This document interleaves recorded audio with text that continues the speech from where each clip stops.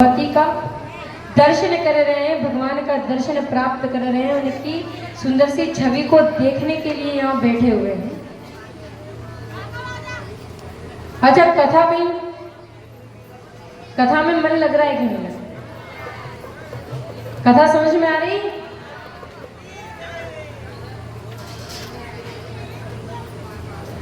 तो भगवान शंकर का और माता पार्वती का विवाह होगा कि नहीं होगा? तो बाराती बनोगे कि घराती बनोगे? वे घराती कोई नहीं बनेगा, बाराती बनोगे सारे।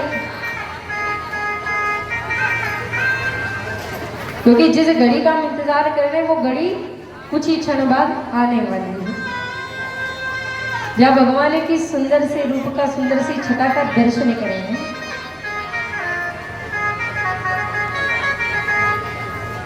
अच्छा, ये जो व्यर्थ की बातें आप लोग करते हो, इसमें क्या आनंद आता है? हमने पहले भी कही थी कि जो अब व्यर्थ की बातें करो तो मन में ये विचार कर लेना कि आप कहाँ बैठे हो, क्योंकि व्यर्थ की बातें और व्यथा और घर की बातें तो हम घर पर भी कर सकते हैं, पर अगर हम कथा सुनने आए हैं तो हमारा मन कथा में होना चाहिए। हमारे मन में यही जिज्ञासा होनी चाहिए कि आगे किस प्रकार कथा होने वाली है, आगे किस प्रकार भगवान की कथा होगी,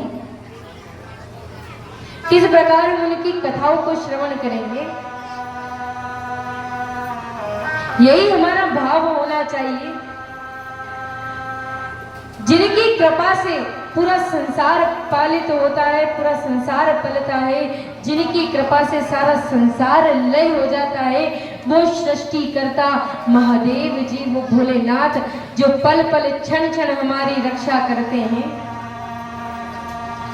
रक्षा करते हैं कि नहीं करते? है विश्वास? विश्वास रखोगे तो ही सागर से पार होगे, बिना विश्वास रखे कोई संसार रूपी सागर से पार नहीं हो सकता। कोई भी कार्य करोगे, जब तक उस कार्य में विश्वास नहीं होगा तब तक वो कार्य पूर्ण नहीं होगा। चाहे कैसा भी कार्य हो, आप चाहे अपने छोटी सी दुकान क्यों ना खोलो, जब तक आपके मन में ये विश्वास नहीं है कि ये दुकान अच्छी चलेगी, हाँ इसे मैं अच्छी चला सकता हूँ, तब तक वो दुकान अच्छी नहीं चलेगी। जब आपके मन में ये विश्वास आ गया कि हाँ परमात्मा की कृपा से, महादेव की कृपा से, गोविंद की कृपा से ये दुकान बड़ी अच्छे से सुचारू रूप से चलेगी, तो समझ लेना आपकी दुकान बड़ी अच्छे से चलने वाली है। पर विश्वास होना, जब तक विश्वास नहीं होगा तब तक उनमें रुचि नहीं हो पाएगी, और उनमें रुचि करने के लिए सर्वप्रथम हमारे भाव को शुद्ध और सच्चा बनाना पड़ेगा। जब सात्विक रूप से भगवान का ध्यान करोगे, भगवान का पूजन करोगे, तो भगवान पल भर में आपकी झोली भर देगा, क्योंकि वो कैलाश पर्वत पर विराजमान था। कैलाश पर्वत पर विराजमान है, और वो कैलाश पर्वत से हम सभी को देख रहे हैं कि किस प्रकार मेरे भक्त जन यहाँ विराजमान हैं और मेरी कथा को श्रवण कर रहे हैं। इधर हिमाचल नंदिनी, हिमाचल पर आने वाली है, चारों तरफ बड़ा सुंदर वातावरण हो गया, जहां हर तरफ पक्षी चहचहा रहे हैं। इतना सुंदर वातावरण है, इतना सुंदर दर्शन हो रहा है, मानो स्वर्ग का दर्शन प्राप्त हो रहा है। वहां बसंत ऋतु के श्रेष्ठ महीने में चैत्र मास की नवमी तिथि, चैत्र मास की नवमी तिथि मगशिरा नक्षत्र में आधी रात में हमारी भगवती पार्वती के रूप में प्रकट होती है, और चारों तरफ से देवता लोग आपस में बधाई देते हैं, स्तुति करते हैं, और पुष्पों की वर्षा करते हैं, शंख बजते हैं, नगाड़े बजते हैं। आज मानो हिमालय पर उत्सव मन रहा है, क्योंकि आज जगत माता नन्हा सा रूप लेकर वहां पर पधारी है। आज मैना और हिमालय के मन की बात हो गई, उनके मन में प्रसन्नता है कि आज हमारे घर स्वयं दुर्गे पधारी हैं। हम प्रसन्न होते हैं जब हमारे घर कोई बालक होता है, कोई पुत्र होता है, तो हम बड़े प्रसन्न होते हैं कि हमारे घर संतान की प्राप्ति हुई है। आज तो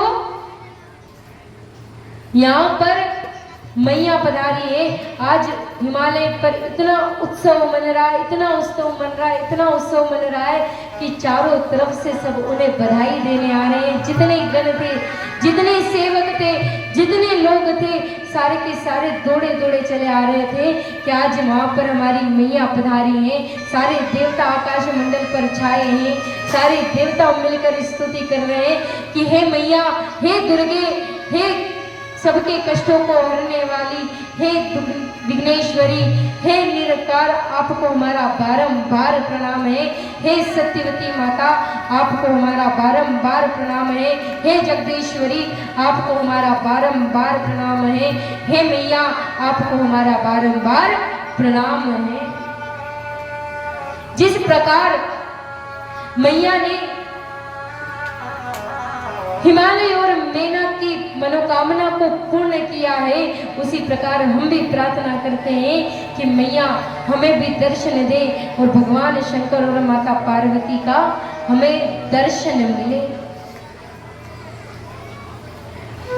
आज वो कन्या जैसे चंद्रमा बढ़ता है, उसी प्रकार चंद्रमा के भांति अलंकृत होकर, सारी श्रृंगार में निपुण होकर ऐसी सुंदर कांति है, जिसकी रूप का, जिसकी छटा का अगर कोई दर्शन कर ले तो उसके मोहित होकर रह जाता है।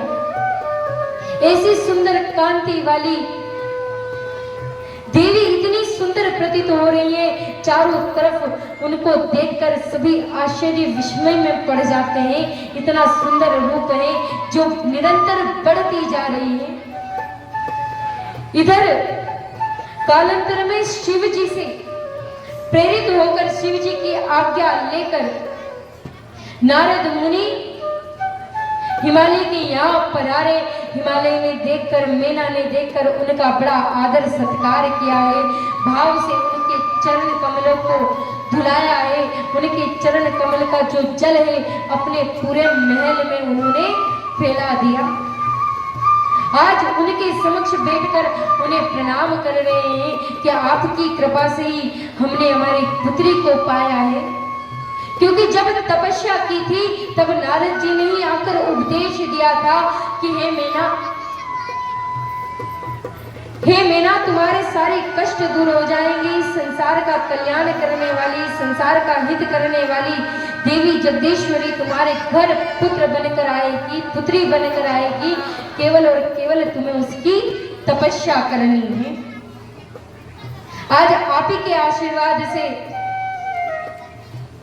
मेरे घर सुंदर सी पुत्री ने जन्म लिया है। आज वो मैया मेरे घर पधारी है। आप ही बताइए इसका आगे चलकर क्या होगा। आप ही इसकी कुंडली, इसकी ग्रह दशा नक्षत्र को देखकर बताइए कि इतनी सुंदर कन्या का किस प्रकार वर मिलेगा। नारद जी महाराज ने माता पार्वती को बुलाया और उन्हें बुलाकर उनके हाथों की रेखा देखने लगे और कहने लगे, मैना तुम चिंता मत करो, ये अंग कांति वाली, ये शोभायमान जो चंद्र के समान प्रकाशित है, इसे बड़ा ही सुंदर वर मिलेगा जिसकी इस तीनों लोगों में कोई बराबरी नहीं कर सकता। तीनों लोग से अलग होगा, तीनों लोगों से निपुण होगा। और देवी तुम चिंता मत करो। और नारद जी ने माता पार्वती को कहा कि वो जो शिव है, जो कैलाशपति है, वही तुम्हारे स्वामी होंगे। जैसे ही माता पार्वती ने अपने स्वामी का नाम सुना, मन ही मन शिव जी को अपना स्वामी मान बैठी और प्रसन्न होकर अपने मुख को नीचे की ओर कर लिया और कहने लगी, कि नारद जी आप ही बताइए कि मैं किस प्रकार उनको अपने पति के रूप में प्राप्त करूंगी। मुझे कोई ऐसा पल बताइए कि उनसे मेरा विवाह हो जाए। इधर शिव जी जो माता सती के वियोग में थे, उन्हें पता चला कि माता सती अब हिमाचल नंदिनी बनकर आई है, पार्वती बनकर आई है, तो उन्होंने जाकर हिमालय के स्वप्न में जाकर वहीं पर जाकर हिमालय पर जाकर तपस्या करना प्रारंभ कर दी। उन्हें स्वप्न में जाकर दर्शन दे दिया था कि आप चिंता मत करें, आपकी पुत्री का विवाह मुझसे ही होगा। और स्वयं हिमालय पर आकर तपस्या करने लगे। सभी देवताओं ने विचार किया कि भोले बाबा तपस्या में लीन हो गए हैं, इनका विवाह कब होगा, कैसे होगा। इनके विवाह को करने के लिए तो इनकी तपस्या को भंग करना पड़ेगा। जहां भोले बाबा तपस्या कर रहे थे, वहां अनेक संत जन भी तपस्या कर रहे थे। उसी समय सभी देवताओं ने, इंद्र ने कामदेव को बुलाया और कामदेव को सारा वृतांत सुनाया कि भोले बाबा जब तक जागेंगे नहीं तब तक तारका का उद्धार नहीं होगा। तारकासुर नामक दैत्य उत्पन्न हुआ था, उसका उद्धार कैसे होगा, क्योंकि उसने ब्रह्मा से वरदान मांगा है। उसने ब्रह्मा से वरदान मांगा है कि मुझे केवल और केवल शिव जी के वीर्य से उत्पन्न हुआ बालक ही मार सकता है, उसके अलावा मुझे कोई मार नहीं सकता। इसीलिए उसने स्वर्ग पर भी अधिपत्य जमा लिया था। पर जब उसे समझाया गया कि तुम्हें इस संसार में भेजा गया है, स्वर्ग में नहीं, स्वर्ग में तुम्हारा स्थान नहीं है, तो तारकासुर पृथ्वी पर चला गया था। तो पुनः स्वर्ग में देवताओं ने अपना आधिपत्य जमा लिया था। पर अब भगवान शंकर की तपस्या कैसे भंग हो, तभी कामदेव को बुलाया गया। जब कामदेव को ये बात पता चली तो तुरंत जहां भगवान शंकर तपस्या कर रहे थे उस स्थान पर जाकर अपने बाण चलाने लगा। जितने संत थे सब उसके काम के बाण में वशीभूत हो गए, पर भोले बाबा की समाधि नहीं खुली। कामदेव ने अनेक प्रकार से प्रयास किया, पर कामदेव नहीं जानते थे कि वो विकराल है, वो किसी के वश में आने वाले नहीं है। जब कामदेव ने बड़ा प्रयास किया, भोले बाबा की समाधि नहीं टूटी। फिर प्रयास करने लगा। भोले बाबा ने क्रोध में जैसे ही अपने नेत्र को खोला तो कामदेव डरने लगा, थर थर कांपने लगा। पर भोले बाबा का तीसरा नेत्र खुला और कामदेव भस्म हो गया। आज भोले बाबा ने कामदेव को नष्ट कर दिया था। इधर भोले बाबा जब माता सती के वियोग में थे, तपस्या कर रहे थे, तो उनकी तपस्या को पूर्ण होकर जब तपस्या से उनकी आंख खुली तो उनको इतना पसीना आ रहा था कि पसीने की बूंद पृथ्वी पर गिरी, जिसे भूमि की उत्पत्ति हुई। भूमि से उत्पन्न एक दैत्य हुआ, जिसे भूमि ने दूध का पान कराया, भूमि ने जिसका पालन पोषण करा, इसीलिए उसका नाम भूमासुर पड़ गया। इस भूमि की उत्पत्ति कर भूमि ने इसे अपने पुत्र के रूप में ग्रहण किया और इसका सुंदर सा पालन पोषण किया। इधर सारे देवता सभी के सभी कैलाश पर्वत पर पहुंचे और भोले बाबा से कहने लगे कि हे भोले बाबा, आप कब जाकर विवाह करोगे? वो हिमाचल नंदिनी आपका इंतजार कर रही है। इधर माता पार्वती के मन में भय बैठ गया कि जैसे भोले बाबा को कामदेव नहीं रिझा पाए तो भोले बाबा मुझसे विवाह क्यों करेंगे। तब नारद जी ने उन्हें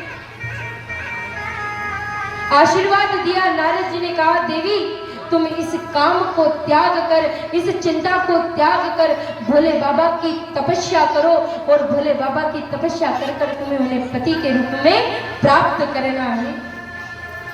आज हिमाचल नंदिनी पार्वती अपने पिता हिमालय से और अपनी माता मेना से आज्ञा लेकर तपस्या करने को चल पड़ी।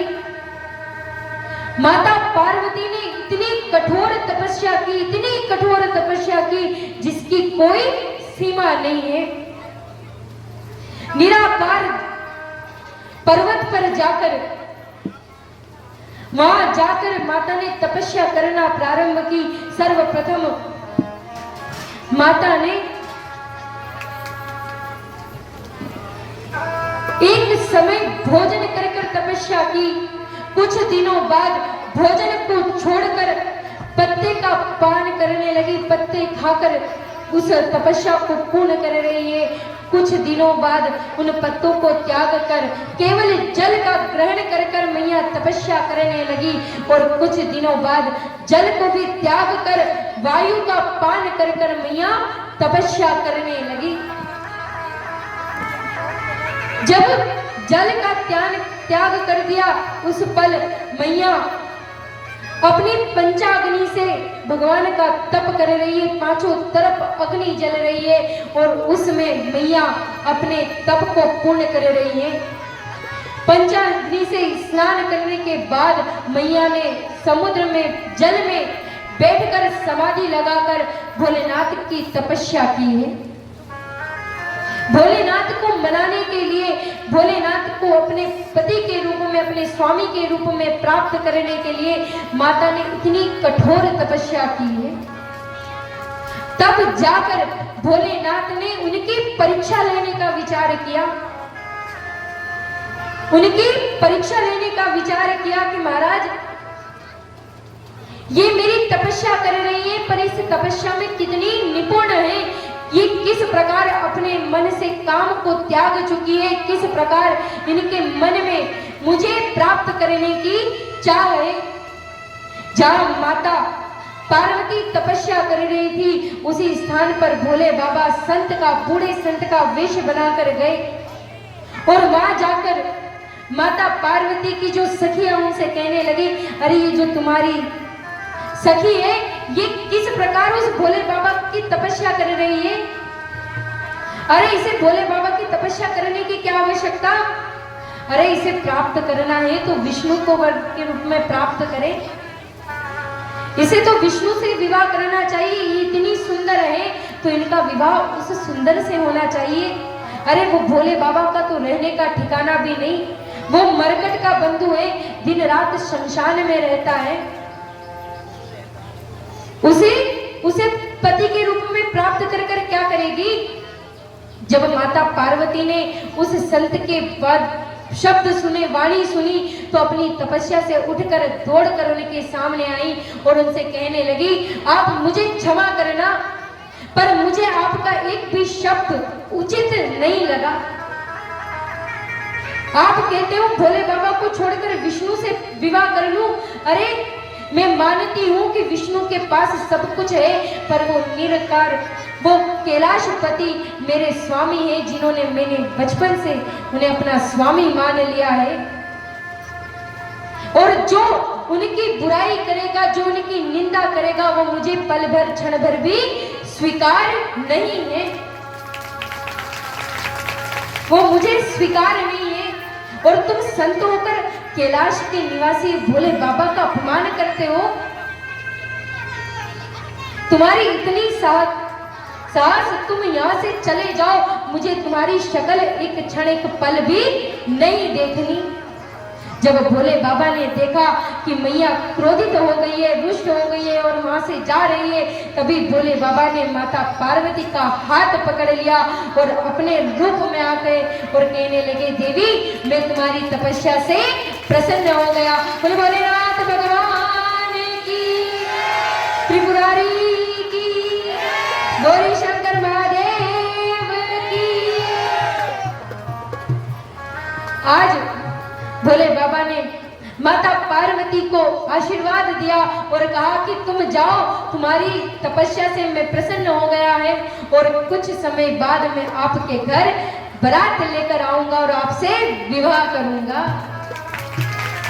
इधर भगवान शंकर कैलाश पर्वत पर आ गए और माता पार्वती अपने पर्वत पर चली गई। हिमालय पर आकर अपने पिताजी को प्रणाम किया, अपने भाई अपनी भाभीयों को प्रणाम किया। आज भाभियां इतनी प्रसन्न है कि देवी आप तो सचमुच देवी हैं। अरे आपने वो प्राप्त कर लिया जिसे प्राप्त करने के लिए संसार का हर जीव तरसता है। आपने भोले बाबा के दर्शन कर लिए, आज आपके कुल में आकर हम भी धन्यवान हो गई हैं। आपने हमें वो सौभाग्य प्राप्त कराया है, उस दिव्य रूप के दर्शन कराए हैं जिसमें आपने भोले बाबा के दर्शन किए हैं। हम तो आपके दर्शन कर कर ही प्रसन्न हो गई हैं। इधर ब्रह्मा आदि देवता नारद जी सारे के सारे हिमालय के पास आए और जाकर मुहूर्त निकाला। आज से 3 दिन बाद भोले बाबा का विवाह माता पार्वती के साथ होगा। और यही बात आकर ब्रह्मा इत्यादि देवों ने कैलाश पर्वत आकर भोले बाबा से कही और कहा कि आप सबको निमंत्रण दे दो, क्योंकि आपका विवाह होने जा रहा है और विवाह में बाराती की आवश्यकता होती है। भोले बाबा को जब सबने ये बात कही तो भोले बाबा ने नारद जी से कहा, नारद जी आप जाओ और जितने संत हैं, भृगु ऋषि, च्यवन ऋषि, नारद जी, सब जितने बड़े बड़े संत हैं सबको निमंत्रण दो, सारे देवताओं को निमंत्रण दो। ब्रह्मा विष्णु महेश तीनों देव जाएंगे। आज ब्रह्मा जी विष्णु जी सुंदर सा श्रृंगार कर रहे हैं। इधर माता पार्वती सुंदर सा श्रृंगार कर रही है। आज इतनी अलंकृत, इतनी प्यारी, इतनी सुहावनी लग रही है जिसकी कोई सीमा नहीं है। जब भोले बाबा की बारात जाने लगी, भोले बाबा नंदी पर सवार हो गए तो सारे के सारे देवता जो थे जाने लगे, तो भूत प्रेत भी उनके साथ जा रहे हैं जिनका कोई ठिकाना नहीं है। भूत प्रेत भी भोले बाबा के साथ जाने लगे तो देवता गण डांट कर कहने लगे, अरे भागो यहाँ से, अरे तुम बारात में जा रहे हो, अगर तुम जैसे बारातियों को देख लिया तो वहां सब डर जाएंगे। तुम जैसे बारातियों को देख लिया तो वहां सब डर जाएंगे। अच्छा, माता पार्वती का दर्शन करेंगे, थोड़ी सी कथा और है, उसे तो सुन लो। अच्छा, कथा सुनोगे कि बारात नहीं जाओगे सीधा? तो फिर कथा कौन सुनेगा? सुन ली, कितनी सुनी? तो सुनोगे उसके लिए आपको थोड़ा शांत तो होना पड़ेगा। माता के दर्शन तो करोगे पर कथा तो सुननी पड़ेगी। जब तक भोले बाबा को हम नंदी पर नहीं चढ़ाएंगे तो बारात आएगी कैसे? उसके लिए तो कथा आगे बढ़ानी पड़ेगी।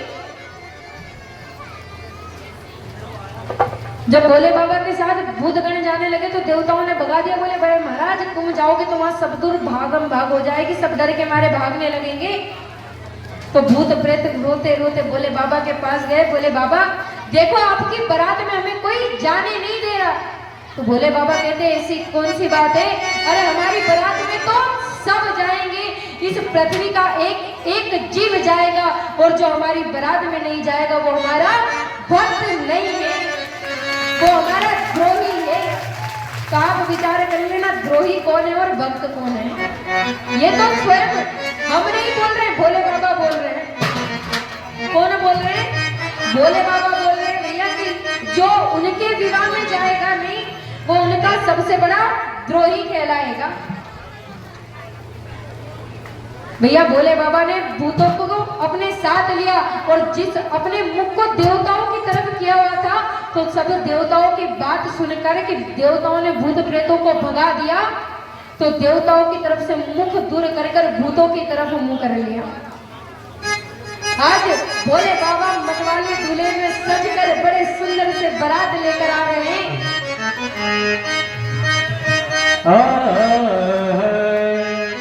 आज भोले बाबा का विवाह सब है। अच्छा कौन कौन चलेगा बारात में, हाथ उठा दो एक बार। भोले बाबा के राहुल में जो ज्यादा गए थे भूत प्रेत लोग गए थे। उस अमर बाबा की बारात में बड़ा सुंदर सा ये अवसर है। आओ सुनो के अनूप रूपता जी गणेश से चूहे पर और चढ़ के गरुड़ पीठ पे विष्णु जी मंद मुस्काए और इंद्र हाथी के चढ़े तान के अपना सीना। पंडित जी भोले बाबा को थोड़ा पीछे लेकर जाओ। और जो भोले बाबा के गण यहाँ पर खड़े हैं, भोले बाबा को लेने जाना। अभी आपने कही थी बारात में जाओगे तो जाओ बारात।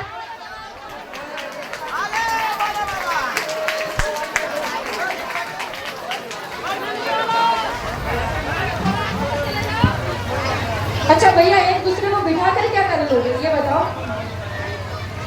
अभी तक तो भोले बाबा की बारात में जाने को तैयार हो रहे थे, भोले बाबा आए तो बैठे बैठे देख रहे हो। राहुल भैया अपने साथियों को भी भेजना पड़े। ऐसे सूखे सूखे भोले बाबा को बुलाओगे बारात में? भोले बाबा की बारात में सभी डांस करेंगे, साथ में बाराती नाच के आएंगे भोले बाबा के साथ में। नकुल भैया जी आ जाए और बहुत सारे सभी आ जाए एक बार बाबा के साथ मस्ती में झूमते हुए।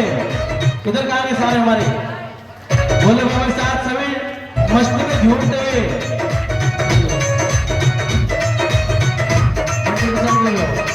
कृष्णा, कृष्णा